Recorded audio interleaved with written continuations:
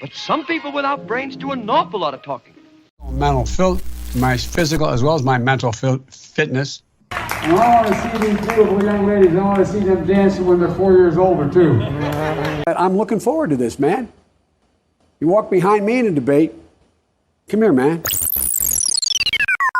Why should people want to make a change, though? Well, that's up to them to decide. Why should they? It's for them to decide. Well, make your case. I'm not going to. We can't rebuild our economy and meet this climate crisis, exacerbating the need for environmental justice. Sorry, as a bug. Speaking of the environment. We need to work again with Canada and Mexico as neighbors, not as adversaries. Donald Trump does pose an extra threat to this. It's not hypothetical.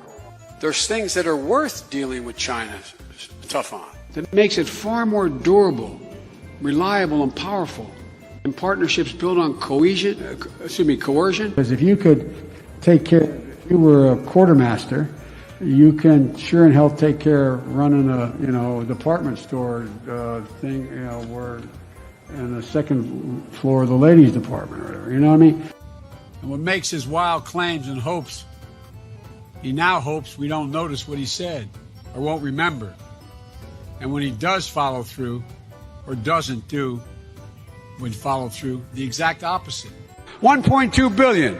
So you go ahead and you stack spaghetti sauce at a store and in a supermarket. You control the guy or the woman who brings out the carts on a forklift.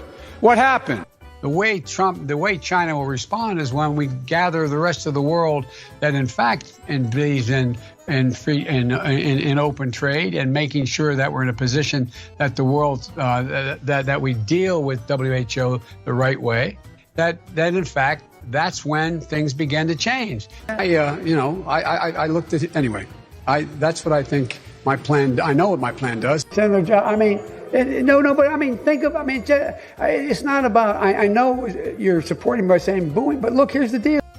And I had a nurse nurses at Walter Reed Hospital who would bend down and whisper in my ear.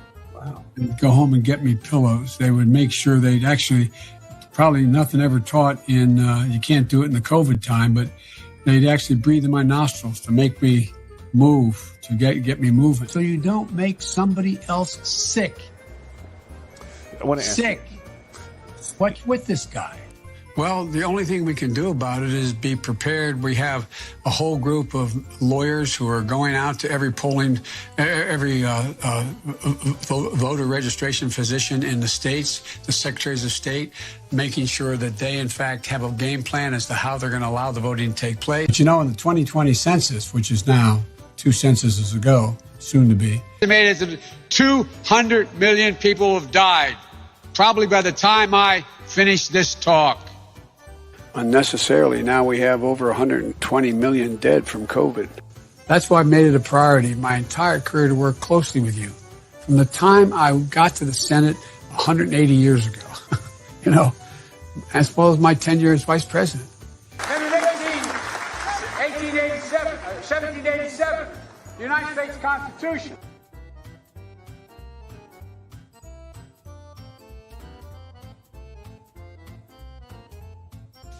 Good afternoon, everyone.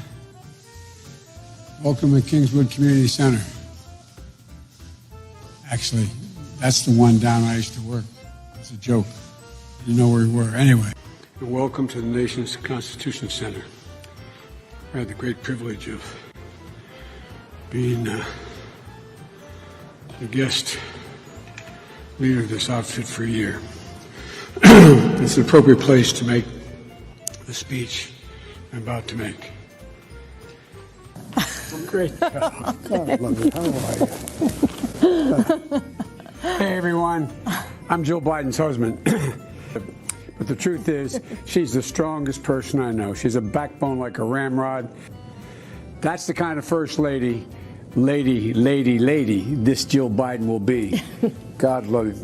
I know you're trying to goad me, but I mean, I'm so forward looking to have an opportunity to sit with the president or stand with the president in debates. So I couldn't tell anybody but Barack.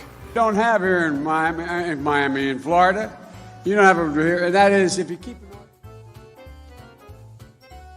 Yes, I guess you're right.